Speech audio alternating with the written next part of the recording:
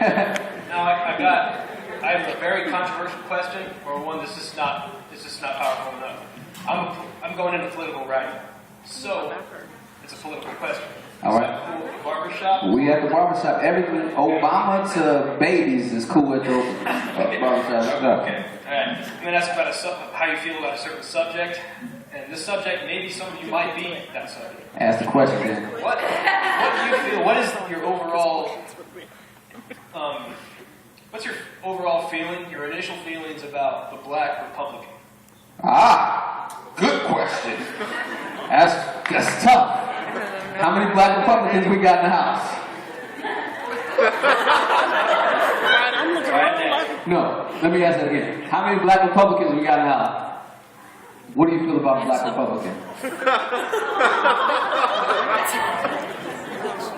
I genuinely associate with being sellouts. Because us as Black people, we went through a struggle, and from what I know and what I've heard about the Republican Party, they all about conserving for the rich, and not really, those who are struggling on 2 jobs, 2, 3 kids trying to make it happen.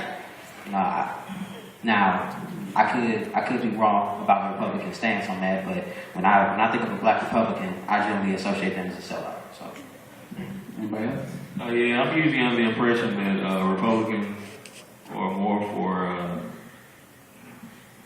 Democrats are more for taxing the rich more, and Republicans are against that, which means the Republicans make it kind of seem like they forgot about their roots, because most of the impoverished nation is a minority.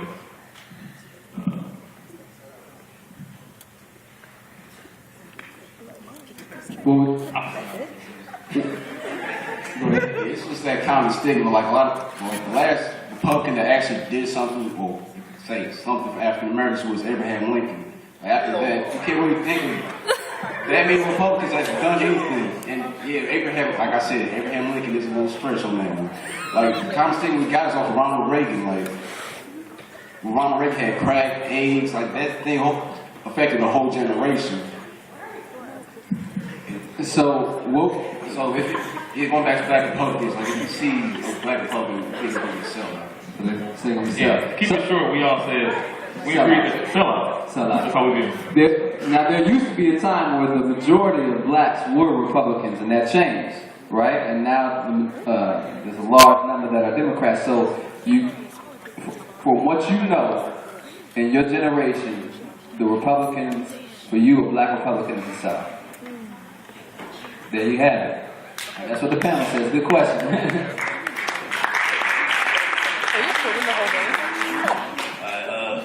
My question is it looked down upon worse if a Black lady was to mess with a white man than a Black man mess with a white lady? Ooh, gender roles. So it's back to the interracial part. Which is worse? Is it worse? Is it the same? So, my dad was white, my mom was Black. And for so many years, it was like, whenever I told that story, people were just like, what? Why did that happen? I'm like, I don't really care. Like, I never saw it. It was a big deal. But apparently, there was a problem with it, and I don't know if y'all can talk about it now. Since we've been real, I believe usually women have the most problems with men dating white women. Men typically don't care if you date white or Black. It really doesn't have anything to do with us. It's usually a female problem. Personally, I can kind of relate to this. Well, my sister's Black and she's dating a white man right now. At first, it did kind of throw me off. I'm like, white guy. But as long as he treats my sister right, I'm cool with him. That's what the panel says. The next one, we got like 15 minutes, so I need y'all to go in. Good question. Guys, my name's Tom, and I got 2 questions quick for you. And I know, like, a lot of white people and stuff, I know a lot of us are curious about this. Number 1 is use of the N-word. A lot of people like it's an inappropriate word, and so don't use it. So then I'm not going to use it. Just like I'm not going to use the retard or the fag, those kind of words. And I don't see gay people calling each other fags. I don't see mentally handicapped people calling each other retards. So why is it for Black people to call each other the N-word and then turn around and say white people you can't say that word, but we're going to use it in popular culture in our songs and that kind of stuff. And then My second question is, you guys talk a lot about, like, it's not about the skin color, it's about, you know, the content of the character. And as Martin Luther King said, I'm probably butchering this quote, but he says it's not about the skin color, but it's, you know, it's the content of the character. And you know, you say yourself that it doesn't matter if, you know, you're dating a white person or if you're dating a black person, as long as you're a good person, that's fine. Then as, you know, as a white person and stuff, I kind of get offended, or I get confused, I guess, when, you know, you guys, or, you know, people preach about equality and, you know, looking at, you know, characters as skin color. But then again, you know, if I were trying to get into a college and a black person was trying to get to a college, he would have an advantage because he is black. So, and it has nothing to do with, you know, concept of the character. We could be both the same person, but he would get in because he's black. And I understand the importance of the diversity, but should we sacrifice, you know, equality, you know, in judging someone on their character for diversity? Good questions. Let's have it. Let's go. Okay, with the N-word, personally, me, I don't care for it, period. I don't like when anyone, even my own black person, call me a nigga. I take it very offensive because that's not who I am as a person. And culturally, for black Americans, I don't think anyone should call that. No matter what race you are, that's just personal, and that's just offensive to anybody anywhere. Then, also with that, because in my neighborhood, in Gary, well, everybody knows Gary, that's what they use. So, it just depends on all where you come from. A lot of people just use that as terminology. They're like, oh, what up my nigga, or what up my bitch, or something like that. And that's just how they use it. But I just don't associate myself around those type of people, or anything like that. Alright, next person, what's up? My question back to you would be, why would you want to use it? I mean, I understand that, but the common thing is, why would you want to use it? I mean, yes, we use it, and I personally, it's a bad word. It has a negative connotation.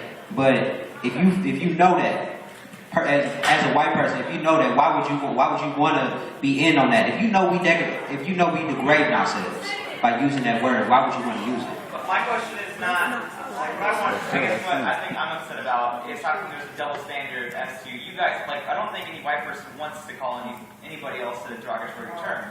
So why is it that black people can call each other derogatory terms and we can't? Why is there a double standard in both the N-word and education? Why is there a double standard? As far as the N-word, at least what I was brought around, I hear people of my color saying it, and it was just something that I caught on to. I didn't see white people saying it. So when they say it, I've also been taught where it came from. So when I hear a white person say it, I think back to those times, figuring that's why they say it. I use it in the terms that I've been brought up. It was just part, when I was a child, that's how I was taught to talk or use that word. As far as the education thing or the job thing, I have no problem going heads up. At the same time, I have no problem giving that I get that advantage because I'm a minority due to past times.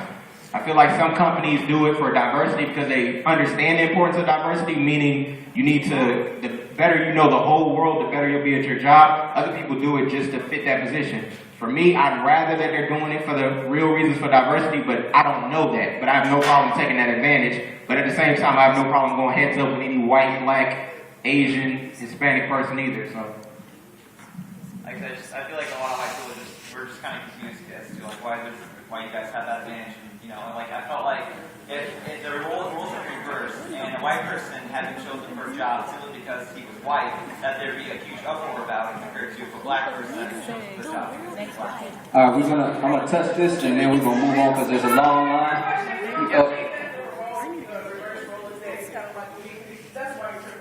So, to come to you and I'm not going to say that I got in here just because I was African American. I got in here because of my scholarship and my background. I know what you're saying. And so, if we go up for a position, that's affirmative action. So, if you don't want to work for a company with affirmative action policy, and that's something that you would take up with. But I don't want to be hired based off the color of my skin. I want to be hired based off my resume. And I feel like that if I'm put up against you, I'll probably do better. Not because of my color, but because of my resume and all that behind me. Yeah, some people do hire based upon that, but that would be something that puts me in my nature. But And so let me end it like this. And I deal with that question a lot because of my role, the academic question. That has historical implications. We weren't allowed at school. Dr. Martin Luther King talked about, he stood right here on the stage. We weren't allowed. So to right that wrong, there has to be policies put in place to start to right that wrong. So now, the disadvantaged, there are actually rules put in place that say there has to be a mandate on how many underrepresented people are here. So you have to do some type of incentive to do that. Okay, so that kind of deals with that, and that is a long conversation. But also the N-word, nigger, nigga. When I say nigga, I am saying brother of my struggle.